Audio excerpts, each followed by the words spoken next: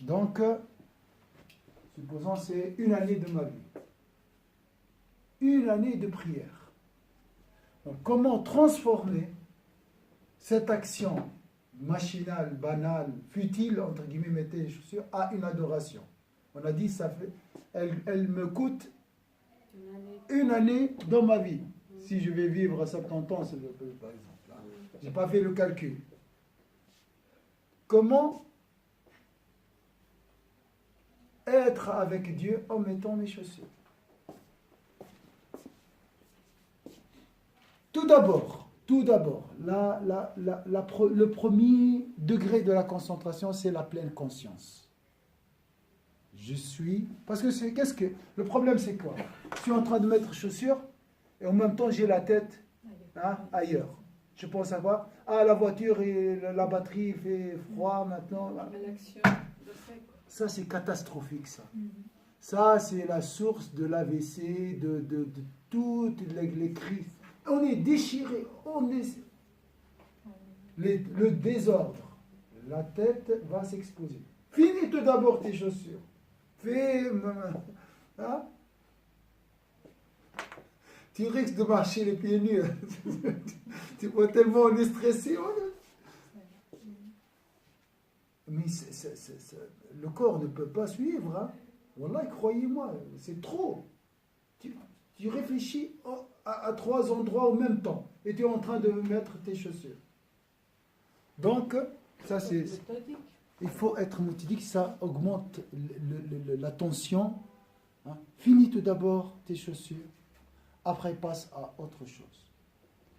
Et en plus, donc là-bas, le premier degré c'est je suis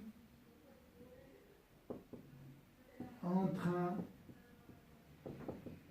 de mettre mes chaussures. Je suis là. Pensez à l'instant présent.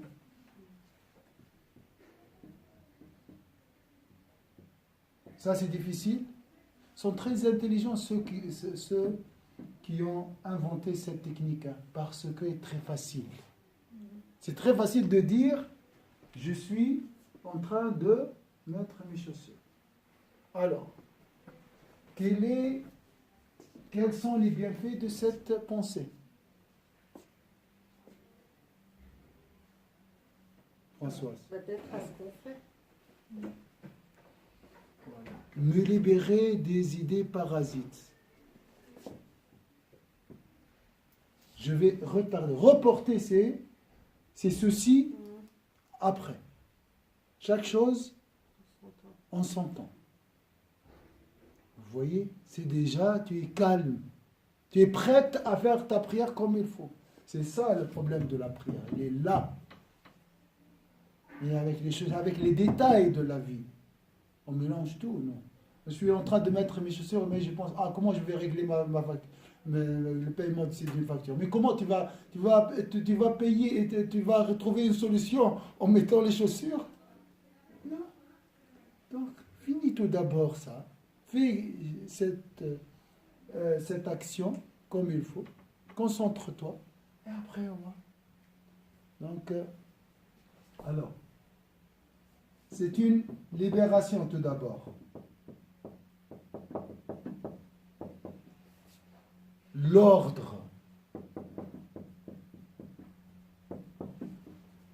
Habituer le cerveau à réfléchir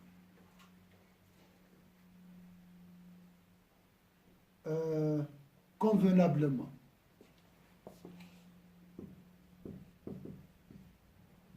Réfléchir méthodiquement. Avoir l'habitude. On a l'habitude de penser à plusieurs choses en même temps. Non? Comment après tu rêves d'être concentré dans la prière? Ton cerveau est habitué à zapper. Vous voyez? C'est l'habitude, le réflexe de réfléchir ou apprendre à réfléchir, mais C'est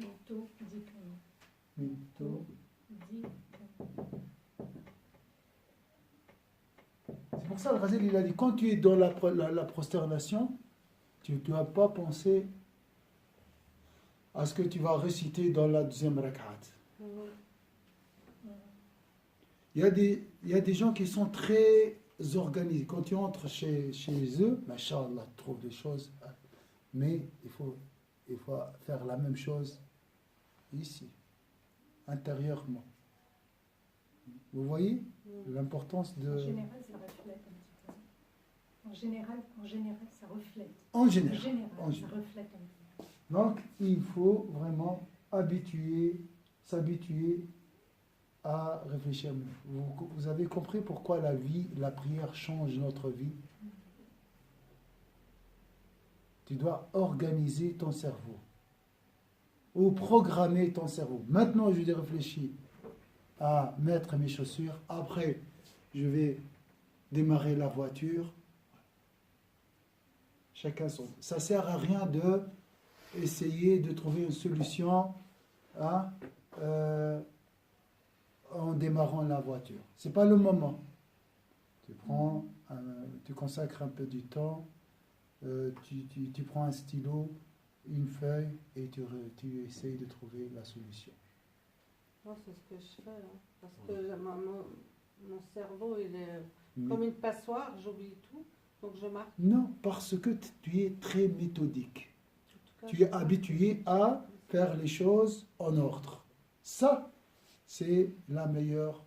Ça, c'est une technique, oui. Quand tu as plusieurs idées comme ça, tu les mets sur papier. Et puis tu coches. Et comme ça, tu n'as pas le temps de réfléchir. Après. Oui, tu te libères. Tu les concentres et puis parce que si tu ne l'écris pas, ils vont rester dans ta tête, ils vont t'encombrer. Mais du moment où tu les poses, bon après, il ne faut pas perdre le papier. Non, il faut faire attention en fait. Donc vous avez compris pourquoi nous sommes distraits dans la prière? Parce qu'il n'y a pas d'agenda, il n'y a pas de planning, il n'y a pas d'ordre. La prière nous oblige d'être ordonnés. Ça, c'est un grand problème. Hein. Regardez nos rues dans le monde arabo-musulman. Ça reflète ce désordre intérieur. Après, tu dis... Donc, il y a le chaos partout. Tu rêves après de venir faire la prière et pleurer dans la prière. C'est impossible. C'est impossible. Alors, là, c'est... Vous voyez, déjà dans cette étape, je suis en train de mettre mes chaussures. Là, j'ai gagné beaucoup de points. Maintenant, comment relier cette idée à Dieu? Parce que là, c'est neutre. Hein. Ça, c'est un bien-être immédiat. C'est un plaisir. Là, je vais aimer même cette action. C'est ça la pleine conscience. Hein?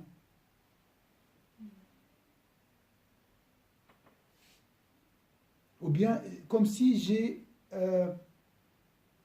calmé ou bien neutralisé les soucis. Hein? Ça, c'est la première phase. Si j'essaie de faire plus, mais il faut grimper, hein? Graduellement l'échelle. Donc ça, j'ai fini cette étape. Ou bien je me suis habitué à réfléchir comme ça. Qu'est-ce que je peux aussi... Comment maintenant relier ça à Dieu? Alhamdoulilah pour les chaussures. La gratitude.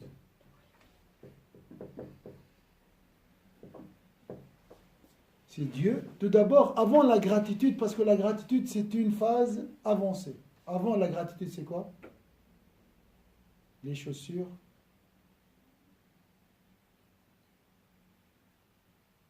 Avant de dire Alhamdulillah, qui m'a donné les chaussures? C'est Dieu. Donc, pensez à la source. Donc là, la provenance.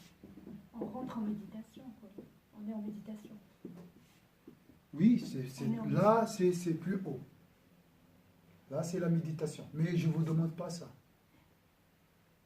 Ça, si tu arrives à lier les bienfaits à leur provenance au grand pourvoyeur, c'est bien.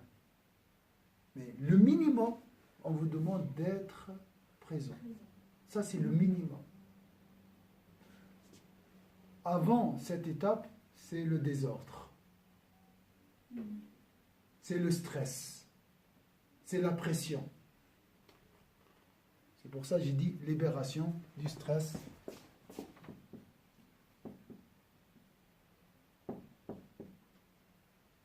La pression, le désordre.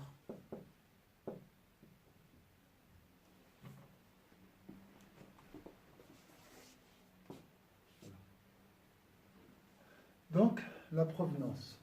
Après, je peux passer à la gratitude. Dire Alhamdulillah.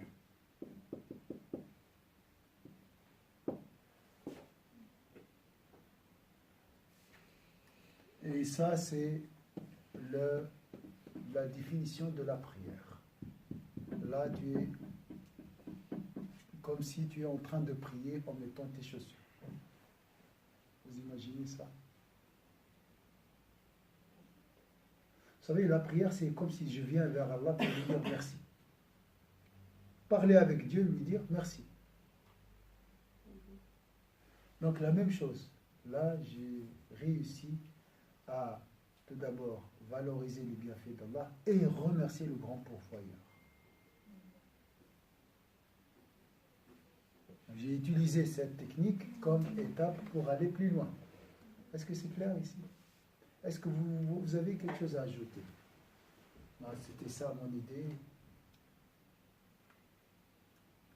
C'est faisable ou pas faisable? C'est difficile? C'est faisable, parce que cette technique aussi, elle nous fait prendre conscience de notre humilité. C'est pas nous. Parce qu'on a l'impression que nous, on sait acheter les chaussures. Voilà. Cette technique-là, elle nous rend humble.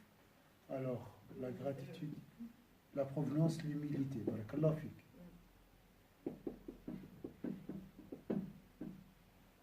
Le contraire, si je ne fais pas cette technique, je suis dans quoi? L'orgueil, l'ingratitude. Ouf, les chaussures, ces chaussures, je dois acheter d'autres chaussures. Je ne valorise pas les bienfaits d'Allah Azza wa Jalla. Je ne suis pas conscient. Pour moi, c'est rien. Ça. Le plus important, c'est autre chose. Ce qui pousse à la consommation. La consommation, le stress. C'est le stress qui pousse à la consommation.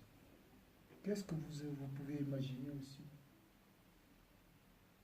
Et ça va m'aider à prier comme il faut. Et si je prie comme il faut, je vais prier en dehors de la prière. Vous voyez? C'est un boucle. C'est une boucle.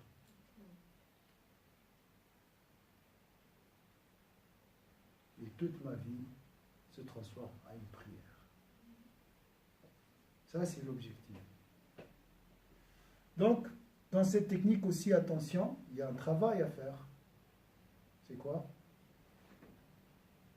Je ne peux pas, je suis en train de mettre la chaussure. Je dois écarter les idées parasites. Avant, ou bien en même temps, écarter les idées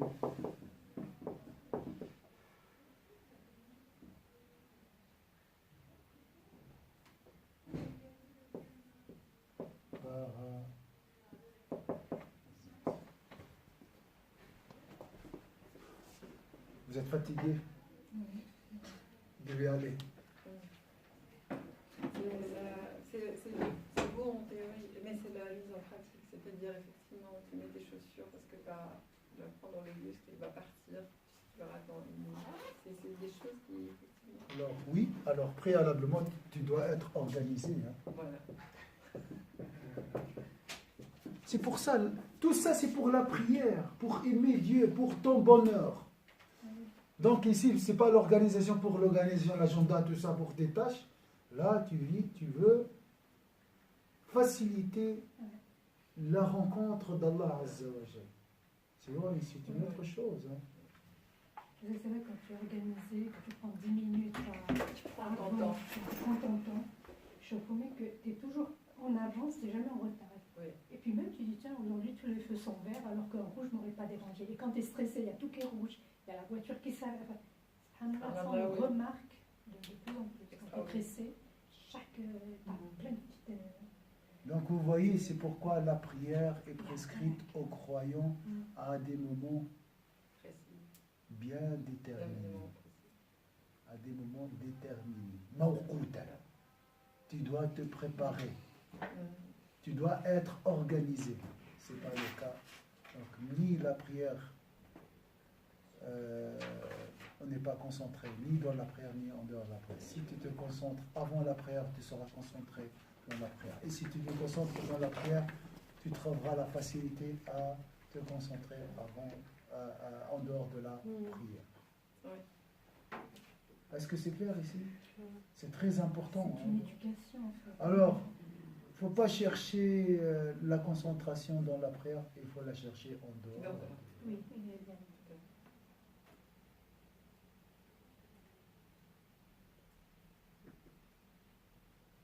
C'est pour ça, Walid, il est bien. J'ai vu, Machallah, j'ai fait la prière avec lui. C'est l'ordre, parce qu'il est bien ordonné. En dehors de la Moi, je le prière. désire. Machallah, ça se voit. Il est calme dans la prière. Pourquoi? Parce qu'il a cet ordre.